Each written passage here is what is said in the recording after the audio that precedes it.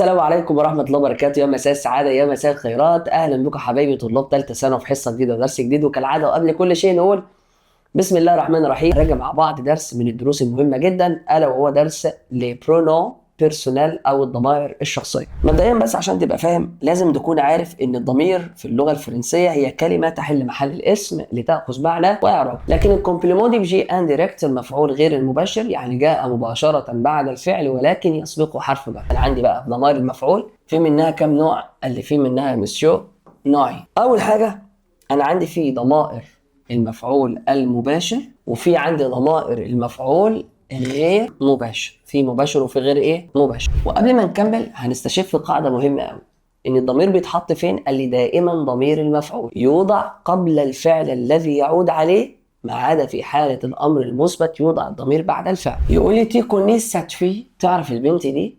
اما هي البنت مفعول مباشر مفرد مؤنث، يعني عوض عنها بالضمير لا، صفه اشاره ايه، واقول له وي نعم، واحول التي الى جو، وبعد كده احط الضمير بتاعي اللي هو لا، وبعد كده الفعل واقول له جو لا كوني اعرفها. هي ضمائر مفعول، ركز كده، غير مباشر، عاقل، غير مباشر، عاقل، مسبوق بحرف الجر الآ فقط.